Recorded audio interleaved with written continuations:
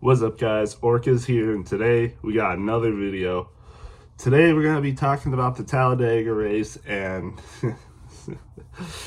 it's a good day. Yesterday was a great day. Today is a good day. I'm making this Monday morning. I was going to wait until tech was over to make the video, but by that time it was kind of late, and I didn't really feel like making it at the time anymore. But now I'm making it because, man, what a race. I mean, you guys know I'm a biased Chase Briscoe fan, and this just, if you're a Briscoe fan, this year couldn't have gone any better. Really couldn't have. I mean, 3 wins on the season, 2 of them coming in the playoffs, mind you, and one of them, absolutely dominated Pocono. I mean, Briscoe, he's one of a kind, man. I mean, if you told me that Chase Briscoe would go on to get 3 wins and go to the championship 4 in his first season with JGR, I wouldn't have believed you. I really wouldn't have. I had faith in Chase Briscoe that he would get a win this year and make the playoffs, but I did not think that he would get this far. I thought Elite 8 at best. I did not think that this would happen. I really didn't. Just absolutely amazing to see from Chase Briscoe in his first year at Joe Gibbs Racing, taking over Martin Truex. A lot of people were skeptical. A lot of people didn't know if Chase Briscoe was the man for the job. People didn't think he would perform, People didn't think he would live up to the expectations of being a Joe Gibbs Racing driver. But yet, here he is. And arguably, he's been the best Joe Gibbs Racing driver. Really, has. Has the most top 5s in the season. Has some of the most points in general in the season. Top 5 in just, getting points, And has 3 wins. Has tied with Christopher Bell for the second most wins at Joe Gibbs Racing. Denny Hamlin has the most, obviously, and is also in the championship 4. What a year for Joe Gibbs Racing also. 2 of their drivers already locked into the championship 4. Christopher Bell is on the positive to get in for the cut line. Really, the only person he's racing is Kyle Larson to get in on points. Because we already know one person is going to get in on points at least. One person is going to get in on points at least. But we could see a playoff driver that hasn't won yet in this round get a win. And it could be someone under the cut line. We got Joey Logano, Ryan Blaney, Chase Elliott, and William Byron all under the cut line. All people that I think have a realistic shot at winning Martinsville. All of them have a realistic shot. And so do the people above the cut line. Both Kyle Larson and Christopher Bell have a realistic shot at winning Martinsville. So, whether it's someone under the cut line that wins, if that's the case, Christopher Bell would be battling Kyle Larson for the final spot because I'll go to it later for the points. But right now, Kyle Larson and Christopher Bell are both plus 30 something. Kyle Larson's plus 38 and Christopher Bell's plus 36. So they're battling for the final spot on points. If someone below the cut line wins at Martinsville, someone above the cut line, whether it be Kyle Larson or Christopher Bell, will be knocked out. So if somehow Christopher Bell makes it through, there could be 3 Joe Gibbs Racing drivers. There's a realistic chance at 3 Joe Gibbs Racing cars being in the championship 4. Imagine that. I don't remember the last time we've seen 3 cars of an organization in, the final 4 positions. Obviously, this format's only been around for so long, so, there's kind of limited time for people to see that. But I wonder, just the best 4 drivers in general in any era, like Winston Cup, the Chase. I wonder when's the last time we've seen 3 drivers be in the top 4 for points and stuff like that. Just, yeah, absolute domination for, JGR this year. I mean, how many wins is that now? 12 wins out of 36. Well, 12 wins out of 34 races right now. We'll see what happens when we get to Phoenix or even Martinsville. Christopher Bell could win at Martinsville. Just absolutely crazy. Once we get done with the season, if they have 12, that's still a third of the races won by Joe Gibbs Racing. That's just just awesome for Joe Gibbs Racing. They have been the team to beat this year so far. Penske has been up there, Hendrick has been up there, but I think it's fair to say that Joe Gibbs Racing has been the team to beat this year. They absolutely dominated the round of 16, kind of quieted down in the round of 12, even though, did Denny Hamlin win in the round of 12? He might have, if I'm not mistaken, but hey, Christopher Bell, Briscoe, and Hamlin all, got to the round of 8, and now 2 races in a row in the round of 8, 2 Joe Gibbs Racing drivers have won. So imagine if Christopher Bell wins at Martinsville.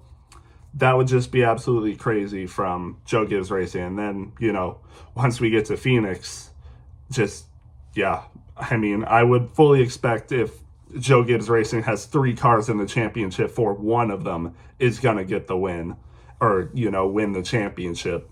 So again, hats off to Joe Gibbs Racing. Hats off to Chase Briscoe, winning out of Super Speedway. His first Super Speedway win in anything. ARCA, Trucks, Xfinity Series, Cup Series. This is his first win at a Super Speedway in his first year at Joe Gibbs Racing. I know Martin Truex is punching the air right now, seeing Chase Briscoe and his former car get a win at a Super Speedway in his first year with Joe Gibbs Racing. I know he's punching the air, but no, just making jokes. I love Truex, but again, absolute domination from Chase Briscoe, and it's not like he wasn't just out of the picture the entire race and just came up there. No, he was up there for a lot of this race. Stage 1, he won the pole. He was up there for a lot of the time. Did get hit with the speeding penalty, mind you. Entering pit road, got hit with the speeding penalty, and that set him back a little bit in stage 1, but he was able to come back. He was able to come back and win stage 2. Actually, was able to win stage 2 from having a speeding penalty in stage 1. I don't even know where he finished, and then comes back in stage 2 and gets the pole, or gets the win, stage win. And then of course we know what happened at the end of the race. There was a lot, I will say, regarding the race itself, I've been talking a lot about Briscoe and Joe Gibbs Racing for the start of this video, but the race itself, I think, was not bad. I will say the fuel racing did, I was expecting that, to be honest. I was expecting a lot of that fuel saving. Saw a lot of that in stage 1, saw a lot of that in stage 2, and even stage 3, but, once the, fuel windows were completing, the pit cycles happen, even the green flag pit cycles happen in both stage 1 and 2. It was, when we weren't fuel saving, it was still it was good racing, like really good racing when we weren't fuel saving. And, even the fuel saving, it can still be entertaining, watching the strategy play out and stuff, especially once we get there. I think it's entertaining, and a lot of interesting things happened on pit road. Shane Van Gisbergen, I thought originally that was his fault, but no, he just hit a patch of water coming into pit road and got loose. So unfortunate for Shane Van Gisbergen, who was actually having a really good day today and still had a pretty decent finish today, almost a 10th place finish on a super speedway. And like the broadcasters were saying, super speedway racing is unique to any racing series. Like no other race in the world, no other races in the world are like these races, these super speedway races. It is is exclusive to NASCAR. Like these races, nowhere else in the world does these kinds of races. So obviously Shane Van Gisbergen is not used to this kind of racing. He's got some experience, obviously. 2024 was able to get, some experience with it. And, 2025, raced at Daytona twice, raced at Atlanta twice. raced in the Daytona 500, and now raced back here at Talladega again. So he's gotten, some good experience, and obviously raced those in the Xfinity Series last year.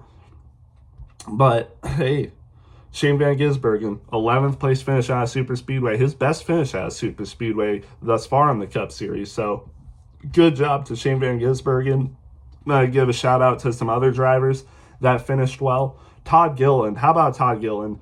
Earns his best career finish in the Cup Series in this race. Second place finish was a big factor at the end of this race, was, racing with the best, and it was kind of him on his own. I mean, Zane Smith was up there, but Todd Gilliland, raced very well. He was racing really well with the Chevys, like Kyle Larson. When the Fords were up there, he was racing well with them.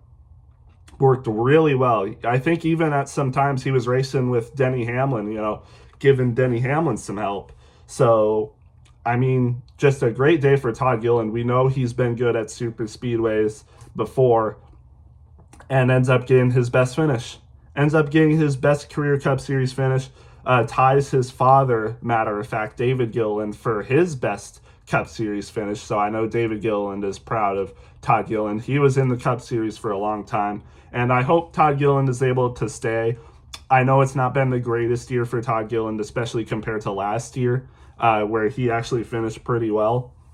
It's not been the same this year, but this finish, is definitely something to be proud of. And, Front Row Motorsports in general hasn't been the greatest Cup team this year. I thought they would be a little better than this, but they haven't really performed all the greatest, all of them. Like even Zane Smith, who's probably been the best one, but still hasn't been the greatest. I don't think he's even top 25 in points himself. So it's been a struggle, but, Front Row, they are in the middle of a lawsuit with 23-11 against NASCAR themselves. So maybe that's played a bit of a factor. So, but I don't know. 23-11 performed very well this year. They just kind of got unlucky in the round of 12. But I don't know. I think there's definitely improvements to be made next year. Same thing with Spire themselves. I thought they would be better too.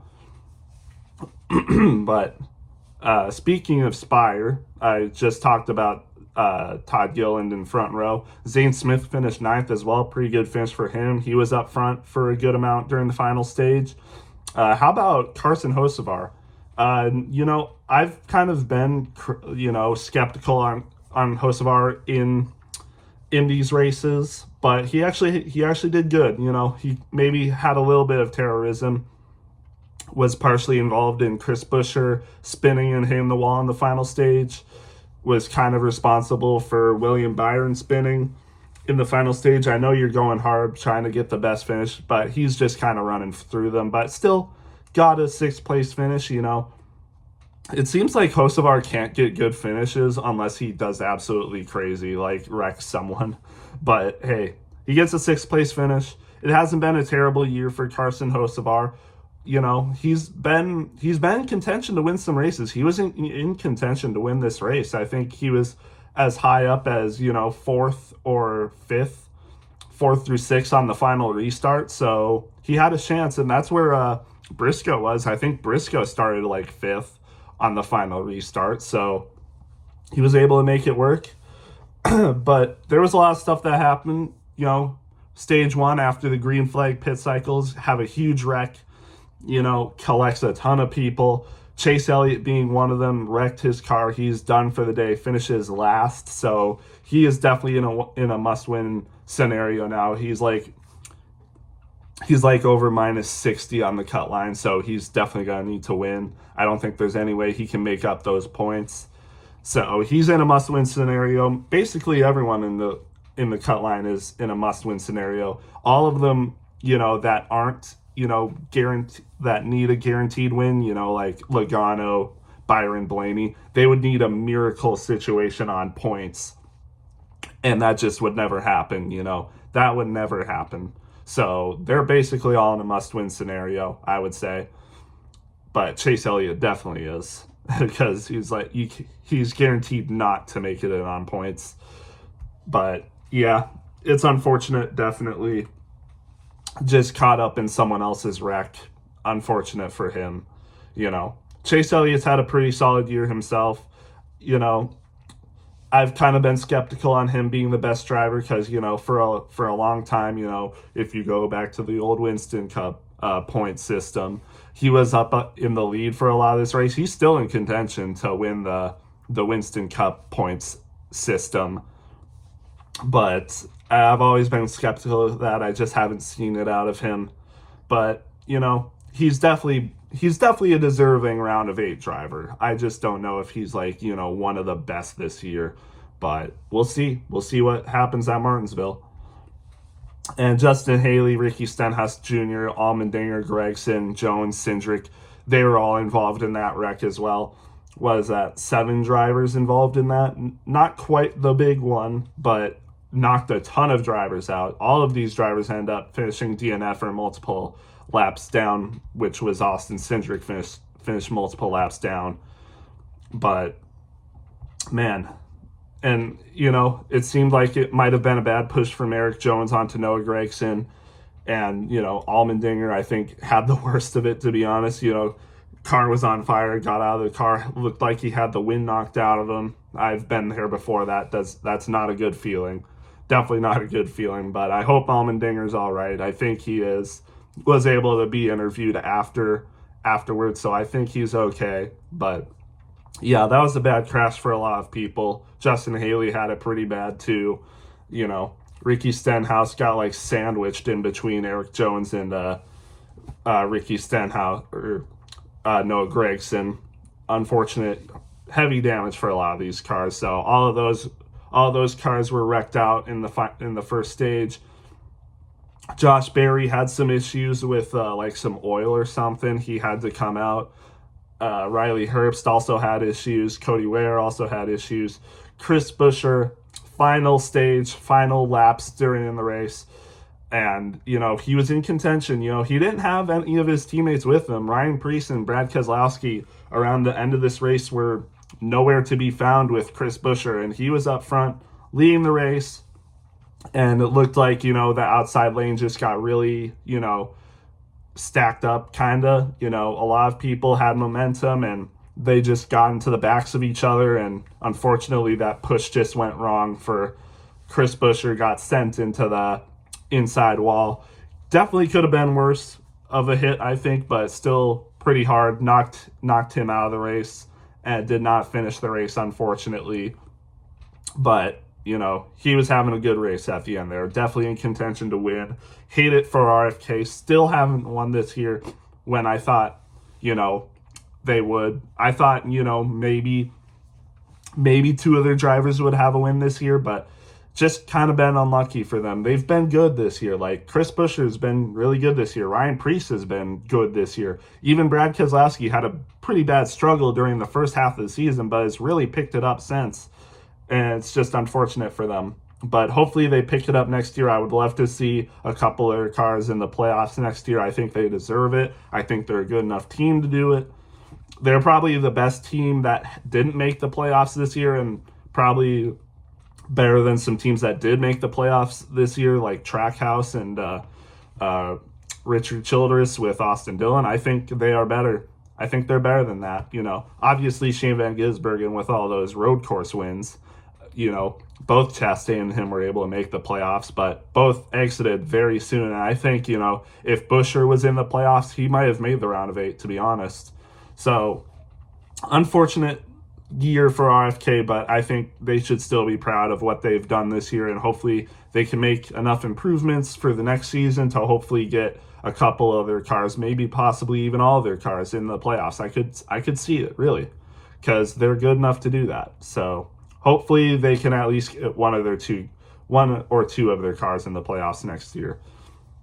Alex Bowman, it's kind of been a struggle for Alex Bowman this year.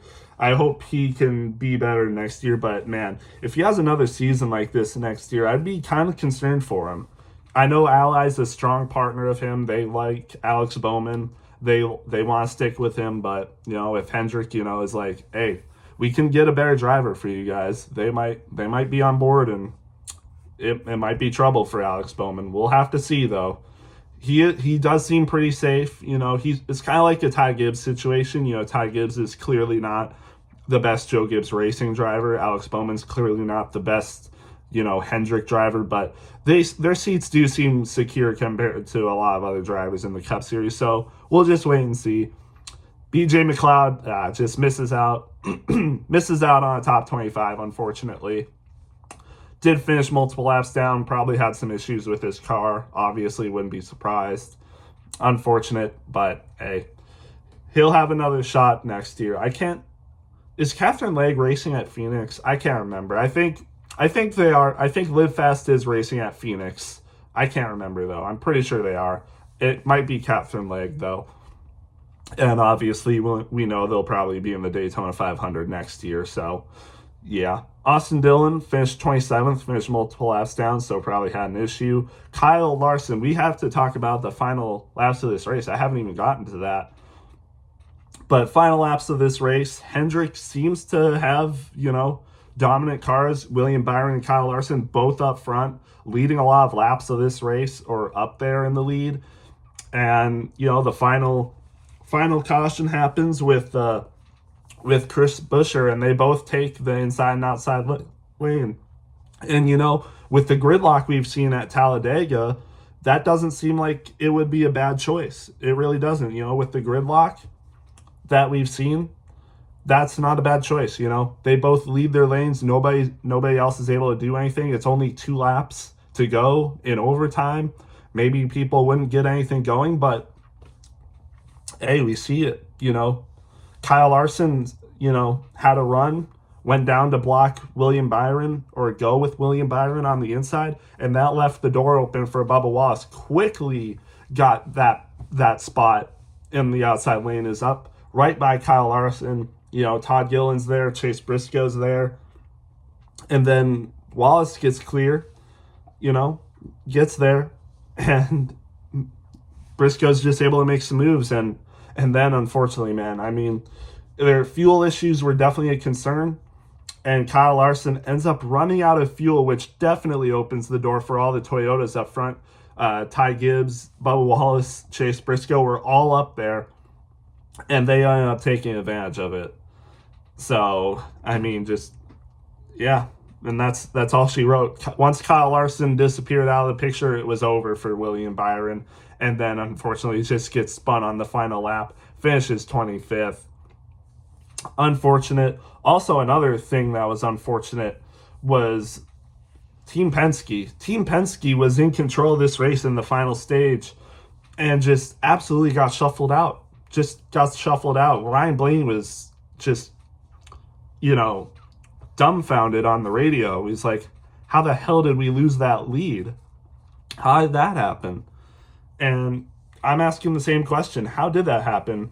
Joey Logano and Ryan Blaney are some of the best drivers at these kind of races, and they just lost the lead just like that. And now, they could have had good points days if both of them had like top 5 finishes. The points situation would have been a lot closer. Maybe they would have only been like -10 or something on the cut line behind Christopher Bell or something. Could have been made up. Those points could have easily been made up at a track like Martinsville, where Ryan Blaney is dominated. But now both of them are basically in a must-win situation because things just didn't work for them at Talladega. I can't believe that happened, and it certainly didn't help with Josh Berry being taken out of the race with, mechanical issues. Austin Cindric was caught up in that stage 1 crash, so he was out of the picture very early. But it's just, I guess it wasn't enough for them. Some other teams had it figured out. Hendrick had it figured out at the end. Toyotas had it figured out at the end. So just unfortunate for Ryan Blaney. We see Denny Hamlin here, 24th. Obviously not much of a race for him, Didn't need to do anything really. So fine with him. I'm sure he's not losing sleep over this finish, but he was pretty mad over the radio. I'm pretty sure he was having mechanical issues himself, and he was just like, this cannot effing happen. This cannot happen. And, just imagine it's Phoenix and Denny Hamlin has some mechanical issues. I would be furious with Joe Gibbs Racing and their equipment if that happened. So there is a little bit of concern for Denny Hamlin, but he didn't need the finish today, but by the way he was sounding, he's definitely concerned about his car, going into Phoenix. Yeah. If he has mechanical issues like that, it would be game over and just an absolute travesty. So, yeah. How about this, though? Casey Mears with an 18th place finish. This is the first top 20 finish for Garage 66 since 2020, I think. So, good job, Casey Mears, getting close to that 500th career start. And, definitely a decent showing for Garage 66 at Talladega. So, good job, Casey Mears. I think he raced in the Truck Series as well, if I'm not mistaken. I don't know what he finished for that. I forgot. But, hey, go to finish here at Talladega in the Cup Series.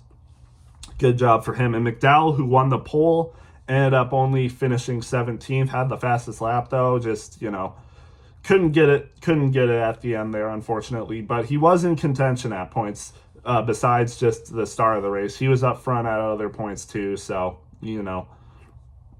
but other than that, Bubba Wallace also had a good day today.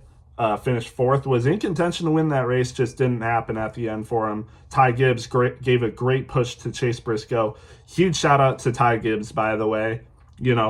Chase Briscoe said it himself. He wouldn't have won that race if it wasn't for Ty Gibbs. So shout out to Ty Gibbs for being a great teammate.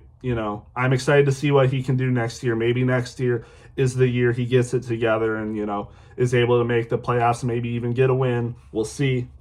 I think he has what it takes. I do. I think Ty Gibbs does have what it takes to win in this series and, be a good driver. But it just hasn't fallen into his hands yet. But I hope he's able to get it together next year.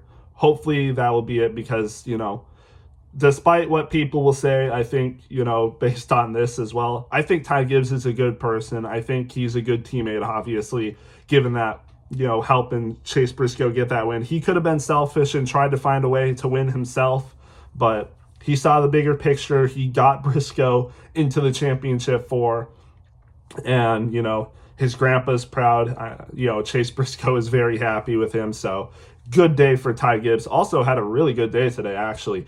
He himself got a stage win and finished, I think, in the top 10 in stage 2 as well. I think he earned the second most points today, if I'm not mistaken. Yeah, because Briscoe obviously got the most total points today. But if I'm looking at it correctly, it looks like Ty Gibbs had the second most points today. So good job to Ty Gibbs. It was a great day today. Maybe I think, it could turn out well for Ty Gibbs. I don't think he's going to be getting released by Joe Gibbs Racing, given his, situation. People criticize him for being a Nepo baby. Personally, I don't care. Being a Nepo baby has always been a thing in NASCAR. Like, if you want to go that route, Dale Jr. is a Nepo baby. So, and, people will argue and say he didn't perform up to expectations in the equipment he was given. So, I don't want to hear that. Ty Gibbs, I think, and especially what he did in the Xfinity Series as well, he deserves to have a Cup ride. So, I'm not a Ty Gibbs hater by any means, and I have had criticisms of him, not performing up to the level of his other teammates, but today was a good day for him, so I'm happy with Ty Gibbs with this race. So yeah, shout out to Ty Gibbs for helping Chase Briscoe get that win. But anyways, that's the Talladega race. Chase Briscoe in the championship 4, just crazy. Good job to Chase Briscoe, man. I mean, I just can't believe that I'm a Chase Briscoe fan. You couldn't have asked for a better season. Like I said, you could not have asked for a better season as a Chase Briscoe fan, being Chase Briscoe himself. And James Small, who is, James Small was kind of on edge, didn't make it to the playoffs 2 years being, under Truex or, being the crew chief of Truex. There was some doubts there. There was some doubts in the beginning of the season. It was kind of a shaky start, kind of getting used to everything, but they found their groove. And Chase Briscoe is, definitely a top 5 driver in the Cup Series right now, at least, and arguably could be argued for the best. So just a great season for Joe Gibbs Racing. I wish I had my shirt, but it's in the wash. I have my autographed Chase Briscoe hat, though. So, but yeah, obviously biased. I think this was a great race. You know, without Briscoe winning, I might put it lower, probably would. But I think this was still a good race regardless of Briscoe winning. I think there was a lot of action, the green flag. People were actually able to make moves. It wasn't gridlocked. So this was a good race, you know. People were able to make moves, like I said, the passing, a lot of lead changes in this race, even without the fuel saving mode, and especially towards the end. Just great racing at the end. You're actually able to do stuff. So I would give this race an 8.5 out of 10. Without the win, I'd probably still give it around an 8, to be honest. So just a great race in general. And obviously, I'm pretty happy. But that's Talladega. Briscoe's going on to the championship 4. And, you know, we'll see you from Martinsville. We'll see what happens. But with that being said, I'm going to get this out for you guys, and we'll see you in the next one.